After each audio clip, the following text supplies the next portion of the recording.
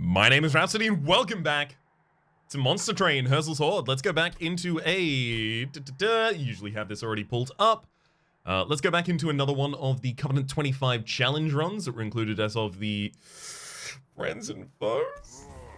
Yeah, I think, maybe. I cannot remember which update it was included in, but I know that we've got Arcane focus here. You get fewer coins, but your units are dazed for 2 turns. But use spell weakness to your advantage, and you still might win. So we earn half as much money.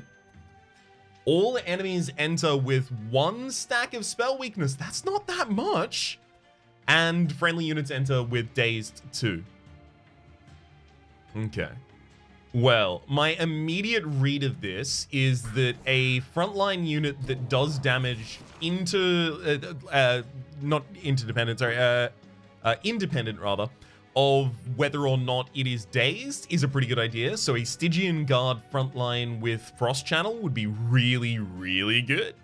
Other situations that might help, I mean, who doesn't need that much money but has quite strong spells? Awoken.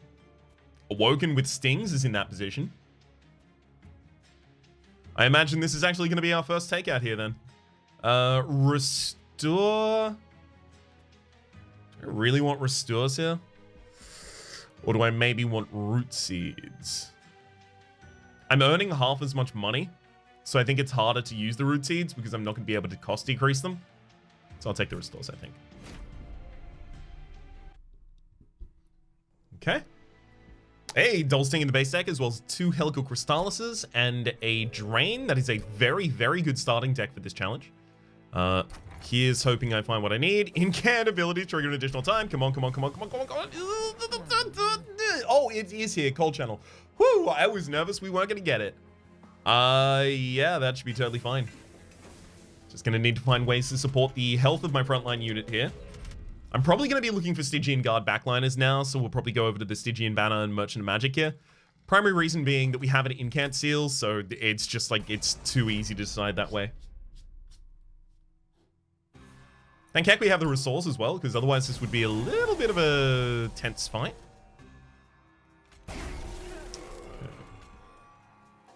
Pop you 2 on the top floor.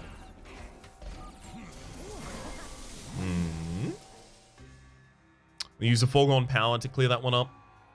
So, a Steward, 2 Restores, and a Foregone Power to get that kill.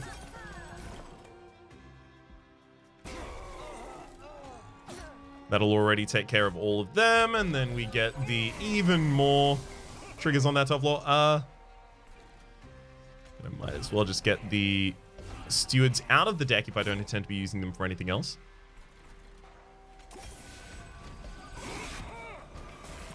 I probably should have just waited until I had a Helical Crystallis before doing anything to the boss.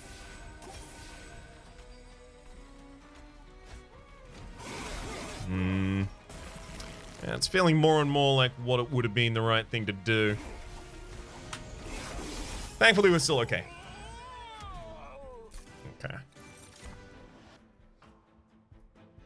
Okay. Ice Tornado has an appeal, just being a very, very large spell that can possibly end up hitting a single target the entire time. But I think what I'm really going to want are attuned things. That's also quite expensive. Flash Freeze. A little easier to take considering I have no direct backline damage without the Soul Guard being active already on a floor. So I'll take a single Flash Freeze. Okay, all of these are really viable. The Sting, probably most of which right now, to be honest. Ooh.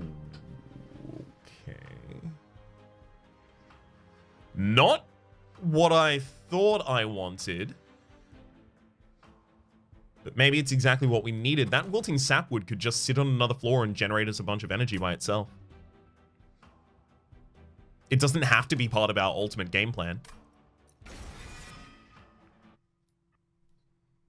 I'm more than happy to take that unit. Then we still go to the Merchant of Magic. Plus 10, -1. Both pretty good hits though. We find a still...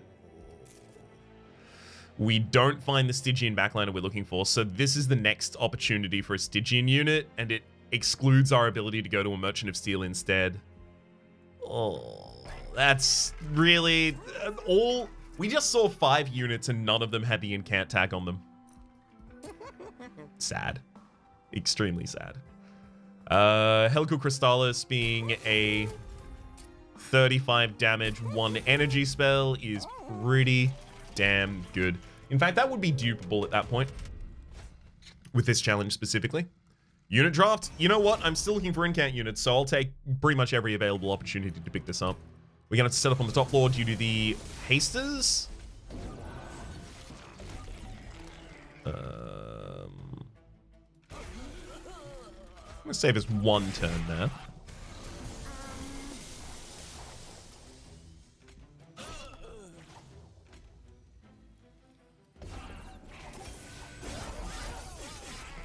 Don't love how much damage we take.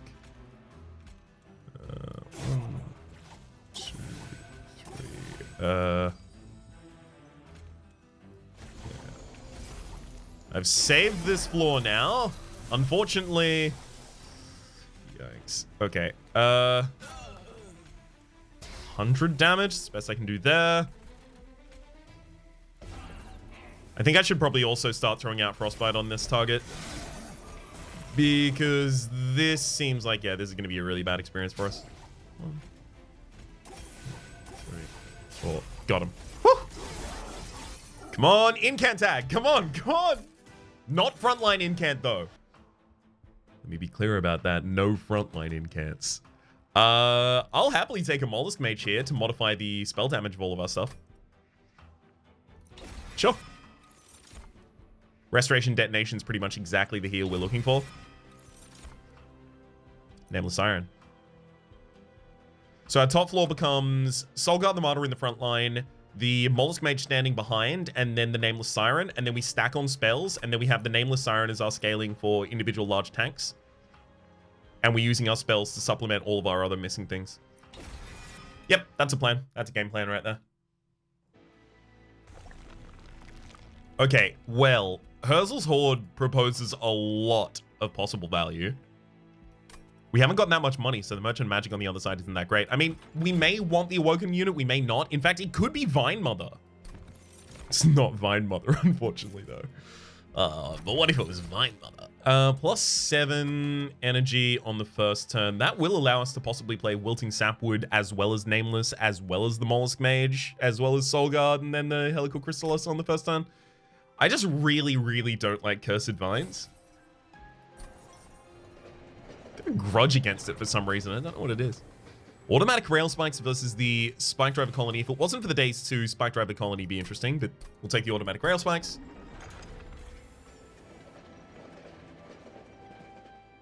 Now I really want to get some spell upgrades on them before I actually play them. That's going to be hard to do, though. Constructing Explosives, sure. I'll probably just end up throwing out the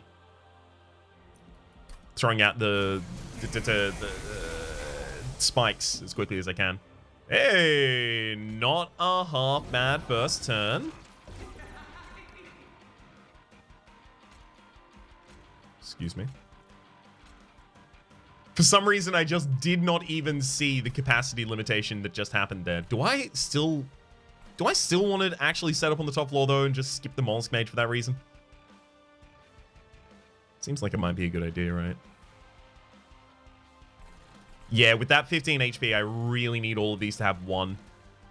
Okay, so we accidentally made the play that I should have made. Good thing some part of my brain is looking out for me. Making the right mistakes at the right times.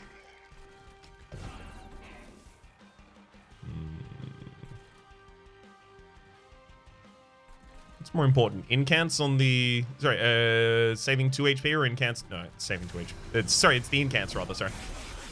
We can get the HP on the top floor much more easily. We have a Restoration Detonation in the deck at this point, so it's not that stressful.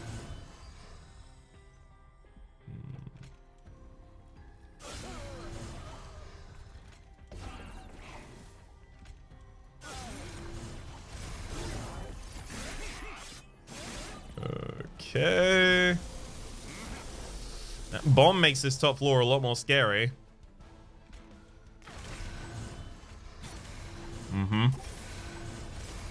Mm-hmm. Mm-hmm. Mm-hmm. Yeah, it makes it super scary, is the thing. Because then we die. So what do we need? Like a Helical Crystallis there to save us?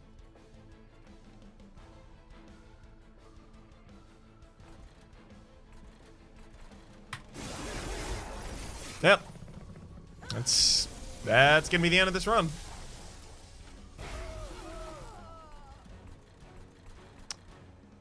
I mean, Daedalus has got a lot of missing HP there. There any chance here? They've got a lot of frostbite on them, I mean. We may have enough turns here still to win.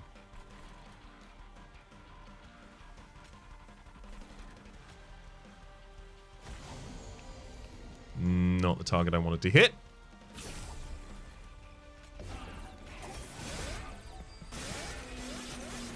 Okay, just keep him on the field long enough.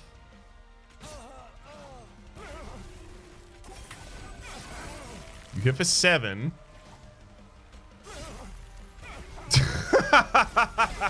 Alright, we're fine.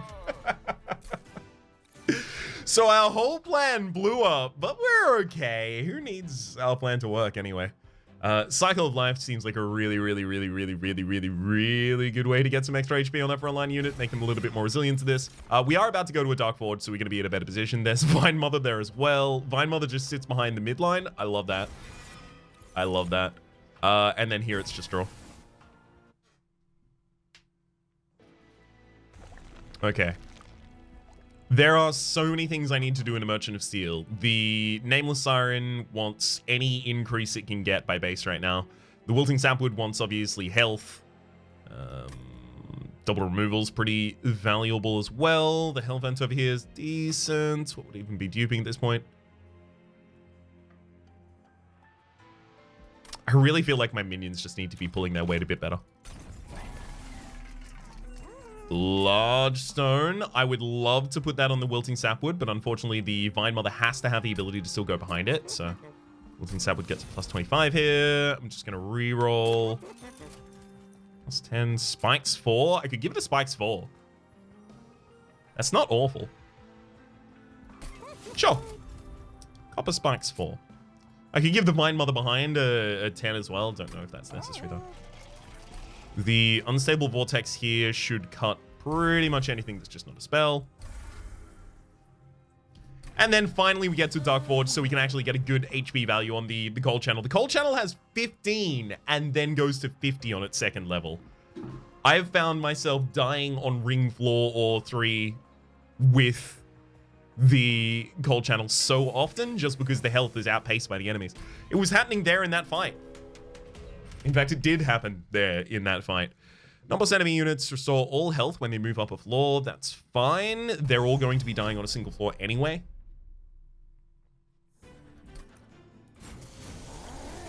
Happened again? Well, we still have to set up on the top floor. So we go Wilting Sapwood, Vine Mother behind. The Soul Guard. That Vine Mother isn't going to be even creating a Sting spell for a couple turns now. Wild.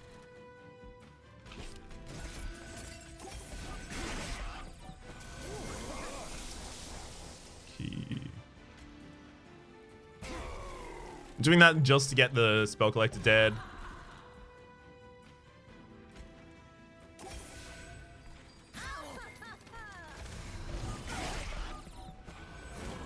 Alright. I mean, that's a lot of damage. I still do have to scale the top floor, though, so let's make sure we don't forget about that.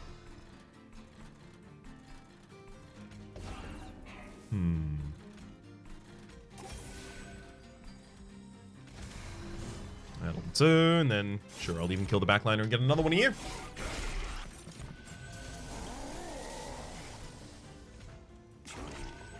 Love a giant restoration detonation like that there.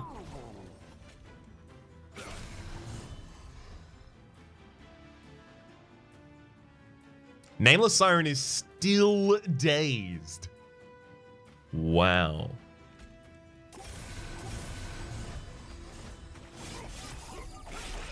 Alright, yeah, we're gonna leave some damage. Still days! Or was still days. This is not any longer. It would be patently ridiculous at this point if they still were.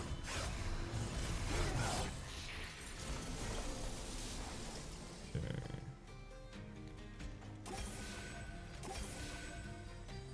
Good kills there on the bottom line. I'm gonna hit for 140 while I can.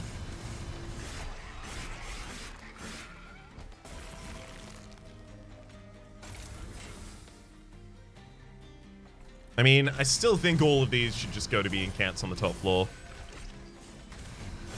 That's gonna make a hell of a lot of sense once they, yeah, exactly, move one space, and... got him.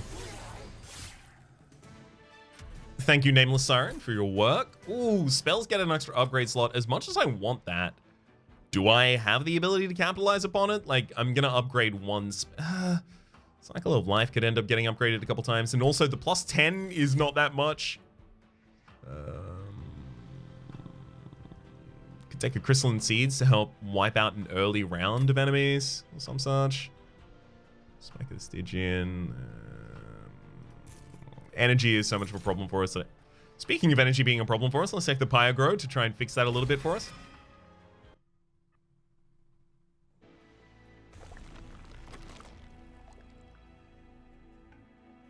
It's after we get, like, all of the stings drawing that energy starts becoming a little bit wonky. Herzal's Horde. Ooh. First time a friendly unit is healed each battle. Fight. Draw one. Each turn, draw one, rather, sorry. Again.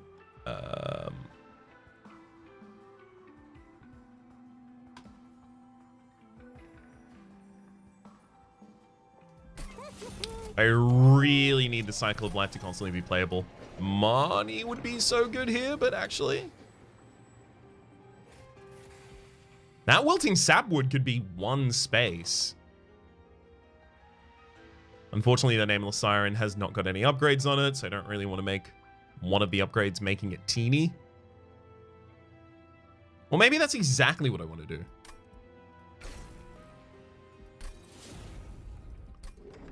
So I can set up on the 4 capacity floor and still get my Mollusk Mage there if I really wanted to. Also make space for maybe a Lodestone Totem or some such in the future.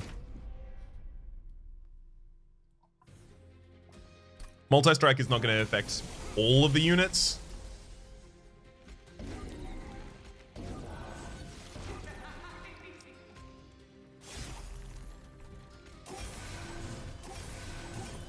Yeah, it's not going to affect all of the units because many of them will only be able to hit once before they die.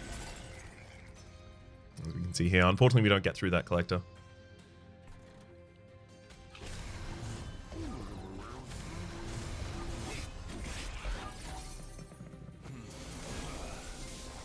Okay.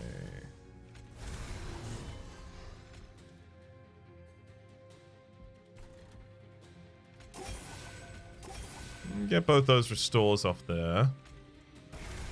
Save some HP on the top floor, and then the middle. How much do I really want to save?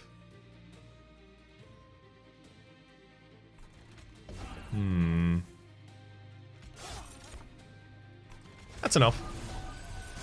I don't need all of the energy every single turn. Yeah, especially because this was my draw limited turn coming up.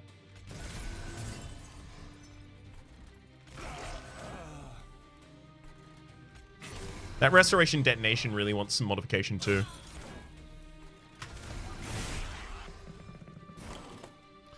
Okay. I mean, we're already clean there on the top floor. So I really need to start again in the middle?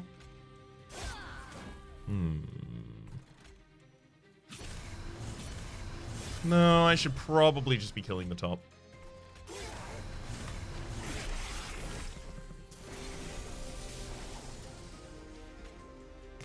There we go, nice and neat. Keep all the sting spells rolling out. Automatic rail spike, sure, there you go, 80 damage for you.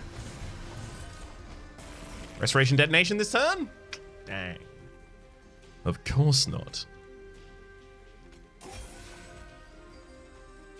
Ooh, Cycle of Life. So much energy next turn. Let's do it.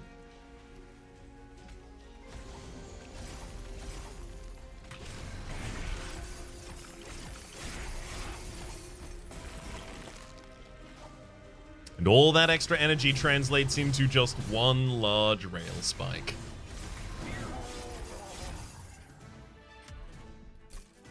Ooh, at the end of the turn, apply Frozen to a random card in your hand. More than happy to do that. Siren's Song is totally playable in the early parts of the fight. That unnamed tome isn't awful. Not incredible, but it's not awful. Take a Siren Song here, I think. Awake's pretty good too.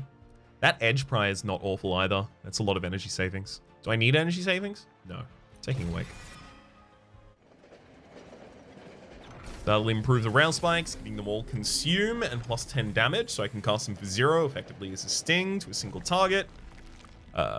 Merchant of Steels on the opposite side to the dupe, as well as the Double Cut. Double Cut would be both Shiny Stewards. The dupe could try and get a second Nameless Siren to go on that same floor, right? And that's not an awful usage of it, but I would really love to do that after I upgrade it.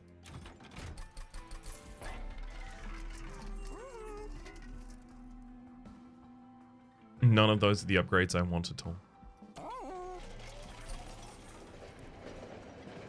I have to purge a card here, I think. Just cut another one of the Shiny Stewards. I'm not going to be able to buy any artifacts here. That's just not going to happen. So the next ring is going to be another Merchant of Magic for me. At the very bottom, we have a Merchant of Steel and then a Hellvent. So we have our final opportunity down there to upgrade this Nameless Siren impactfully and then dupe it immediately. Put both of them on the same floor. It'll be great. Just need to be able to do it.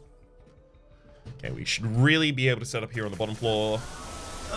Size limitation comes through on the bottom floor. That's really unfortunate for us.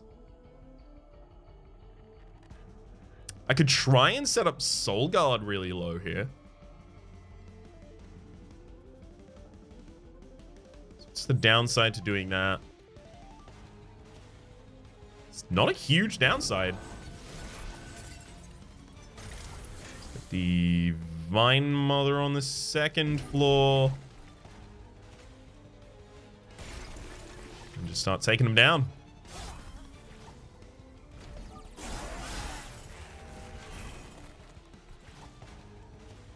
Finally get the Nameless Siren down. It's not going to be attacking for a while. We get the Wilting Sapwood correctly in front of you.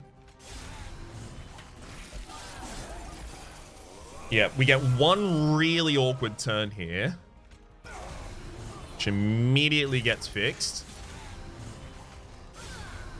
So the awkwardness of this turn was going to be the Nameless Siren not being able to attack yet, but now it can. We've got a Restoration Detonation that froze itself to stay in hand. Very, very kind of it. Unfortunately, the Foregone Powers are going to make that a little bit of a dodgy proposition, but yeah. I was about to say, but maybe. Unfortunately, no.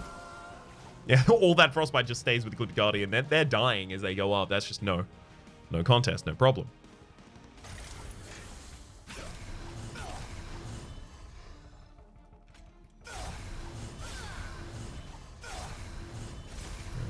Oh, I should have used Sap Tap that turn. Did not draw anything, unfortunately. Whoop, there we go. We finally get the Mollusk Mage on the bottom line, so we're now going to increase the effectiveness of all of these pretty significantly. Save as much HP as possible, I guess. Those restores are now super impactful as well. Okay, yeah, this was the right modification to make to our play to account for these. I'm glad I took the time to make it.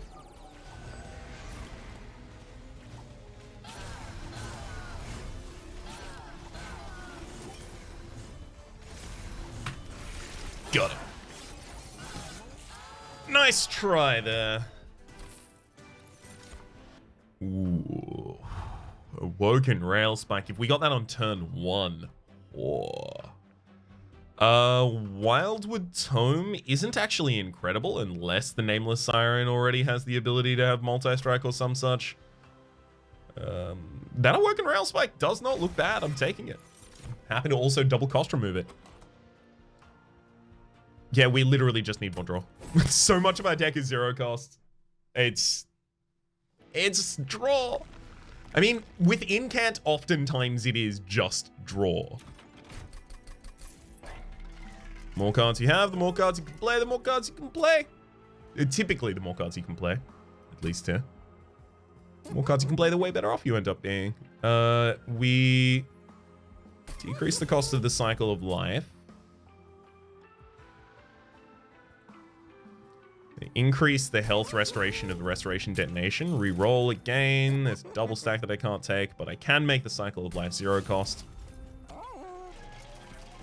Cut 2 more cards from the deck. I want a Shiny Steward out of here, and I also want a Foregone Power out of here, being a card that costs me 2 cards to play.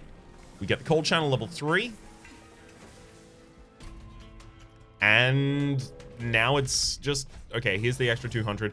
I don't care if the enemies have Spell Shield too. I need the extra 200, like, really badly. It's unfortunate, but it's true. I also really want to set up low because of the Purifiers.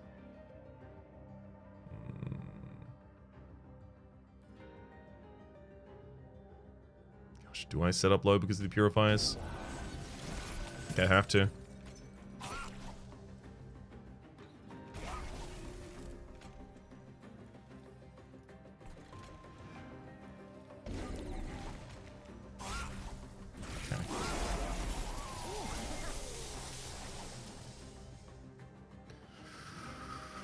Whew, this is going to be a rough road for a while.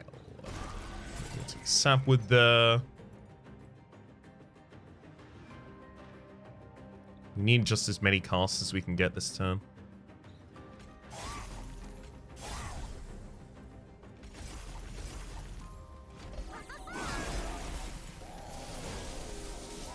And now we can finally get the Nameless Siren down, which means we're a couple turns from being able to pull up this nosedive here.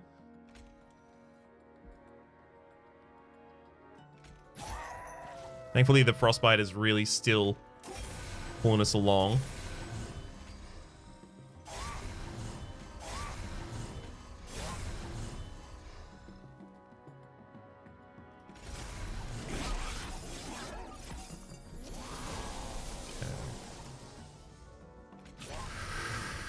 That Awoken Rail Spike hit some pretty important cards. Yeah. We're just going to get that one out, get a Mollusk Mage out on the field, start healing back up as best we can. And then leave our Frostbite to do pretty much all of the rest of our work here. Great. Whew. I was pretty sure that our Frostbite was going to be able to scale to the point of being able to help us enough here. So I was reasonably confident.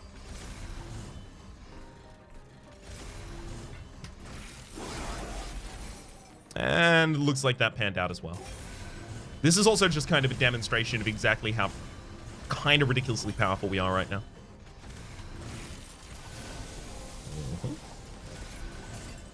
Like, there's no benefit I get out of playing things right now, so I'm just gonna let this one resolve.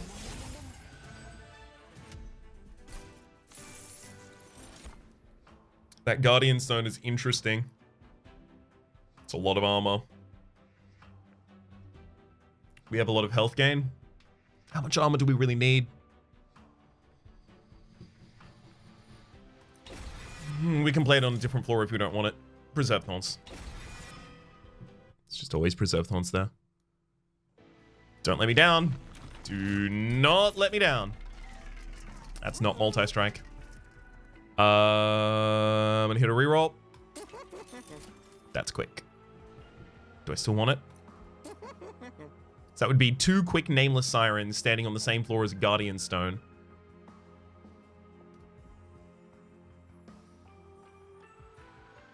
No. That'll prevent backliners from taking enough damage to actually actually be harmed. With Frostbite, that is. At the start of your turn, add a Sting Spell to hand. Okay, we'll take the Sting Spell. I'm going to give plus 25 health to the Guardian Stone. I'll give plus 10 damage to the Nameless Siren. And then the dupe here, honestly, should probably just be Guardian Stone, but I think it's probably going to be the Cycle of Life. Let's have a look at all of the other options, though.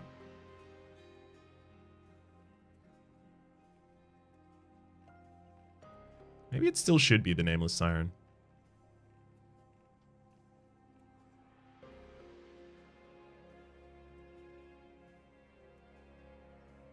Or the Guardian Stone. I'm gonna get a Nameless Siren, sure. I think there are many different ways to victory at this point. Okay.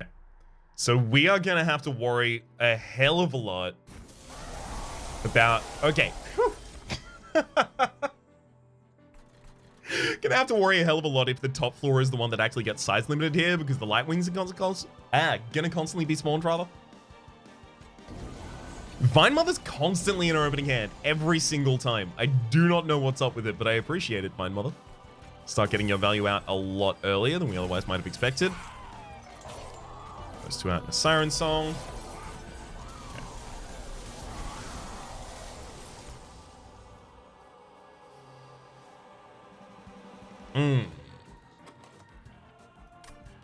Do we want the Vine Mother to die? Because we're getting a sting every single turn from the Thorn Fruit as well. Do we need 2 stings a turn? Well, 2 stings a turn is actually just like perfect for our top floor, right? It's just unfortunate we didn't get the ability to block here. So I think we should start off with the Helical Crystallis. Get the kill on the front liner there. Because then a sting kills the... In fact, both stings kill the second liners. Get the Nameless Sirens on the top line. Sting, sting. Missing out on a lot of incants there, but saving the middle floor, I think it's going to be worthwhile for a little bit here. Even if it's not ultimately what we do constantly here. Oh, God. Those Shade Wings are already killing the backliner.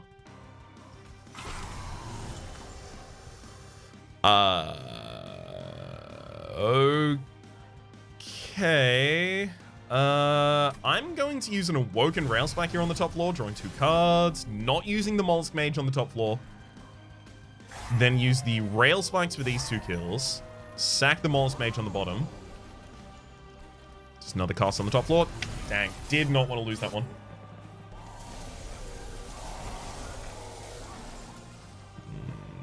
Okay, we're just losing this middle floor. That's just... Oh, God.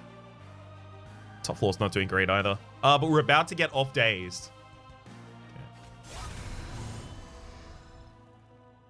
So a couple rail spikes here on the top line.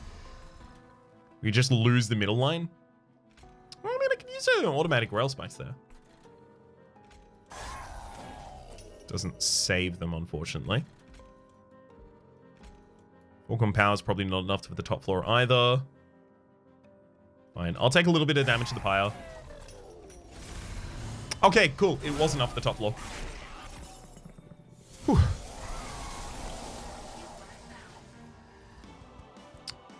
Thank you, Google Assistant, off to the side. I was not talking to you, though. So the Guardian Stone finally gets to go down. The top floor should now be self-sustaining. So I think it's now time to actually just cut the mid floor loose. It might not necessarily be holding us back, but I don't know how much it's helping us at this point. And the more spells I dedicate to it, the fewer spells I'm dedicating here to the real factory of all of our value. Oh my God, that Siren Song. There's no way we use that Siren Song here, right? No.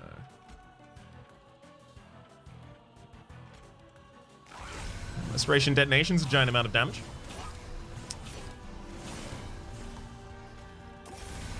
I mean, we're still getting damage through to all of these enemies. In fact, we're killing all of them. I don't even need to play the Siren Song, though. Really do wish I could have, though. Not on this floor either, I'm guessing.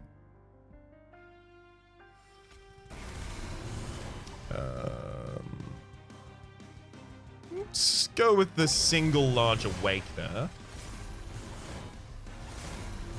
Perfect.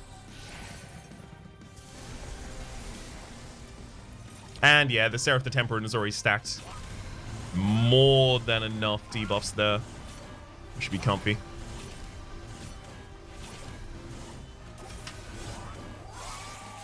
I wonder if I'll actually have the ability to just Siren Song them to the top line and then wait for them to die there.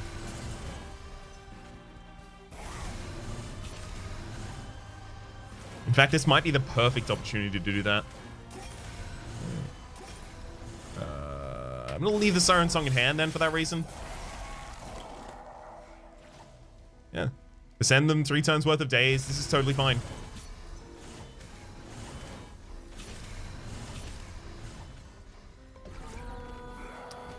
There we go. We lose all of our units, and the Pyre does the rest of the work. Get him, Pyre.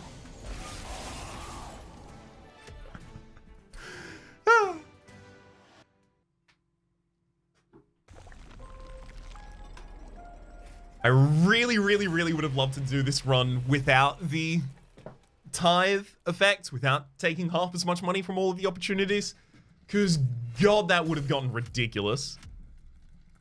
New personal record of Frostbite applied, and that's not even with a Hoarfrost in the deck or anything like that. And I've done like Hoarfrost stacking, so I don't know how we managed to outscale that one. Let's pull up the run summary here as I say that my name has been Rhapsody. The name of the game has been Monster Train.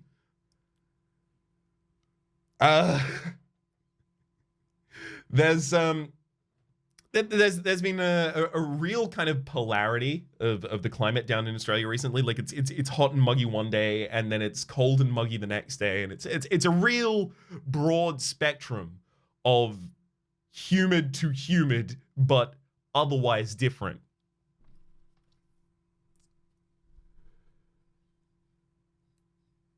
And I just want Australia to have more of a breadth of a climate experience. Just something that reflects a broader subset of possible temperatures. I just want to replace our local weather script with a universe weather script. For the moment, though, my name has been Rhapsody. The name of the game has been Monster Train. Hopefully you've been enjoying yourselves, and hopefully we'll see you next challenge.